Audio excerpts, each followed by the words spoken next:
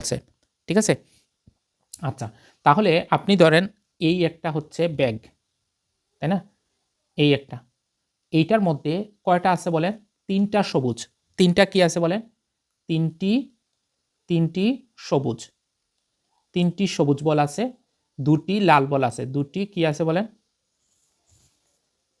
তাহলে এখন আমরা কি দেখলাম? ধরেন এই একটা হচ্ছে ব্যাগ, এইটার মধ্যে কি আছে বলেন?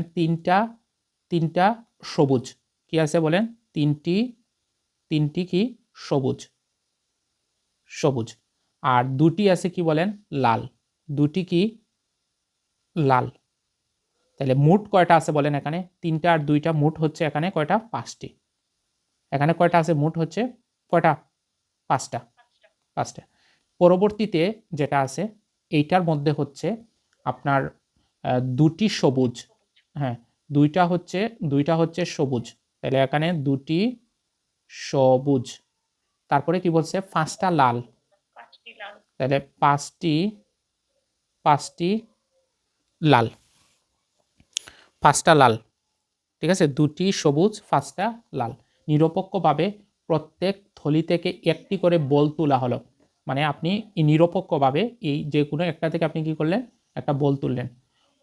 2টি বলের মধ্যে অন্তত অন্তত অন্তত কি হতে পারে? সবুজ হওয়ার সম্ভাবনা কত? বুঝছেন? অন্তত 2টি সবুজ হওয়ার সম্ভাবনা কত? এখন আপনি প্রথমে এই ধরনের অঙ্কতে উল্টা চিন্তা করবেন, যে অন্তত একটা আসবে না চিন্তা করবেন। যেমন ধরেন আপনি 2টা বল তুলছেন, 2টা কি হয়ে গেল বলেন? লাল হয়ে গেল, বুঝছি।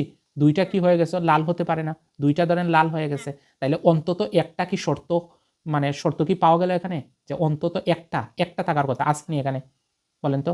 নাই, নাই। তাইলে আমরা কি করবো? ওইটা দিয়ে অঙ্ক শুরু করব, ওইটা দিয়েই অঙ্ক শুরু করব। তাইলে আমরা লিখব যে 2টি লাল বল হওয়ার সম্ভাবনা, কি লিখব? 2টি লাল বল হওয়ার সম্ভাবনা। 2টি লাল বল হওয়ার সম্ভাবনা কত বলেন? এখানে 5টার মধ্যে লাল হওয়ার সম্ভাবনা কত? 2, তার মানে 5/2 ইন্টু দ্বিতীয়টাতে কয়টা আছে মোট? মোট হচ্ছে 60টি।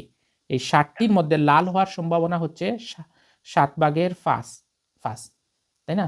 তাইলে এখন আমরা কি করব দেখেন, 5 যদি কাটি তাহলে হবে হচ্ছে 7/2। তাহলে 2টি লাল হওয়ার সম্ভাবনা হচ্ছে 7/2, তাহলে লাল না হওয়ার সম্ভাবনা কত? 1 - 7/1। এইভাবে করতে পারেন বা এইভাবে করেন, 7/2 ভাগ যদি লাল হওয়ার সম্ভাবনা, লাল না হওয়ার সম্ভাবনা কত? 7/5। এইটা ওই যে 7/5 কিন্তু অন্তত একটা কি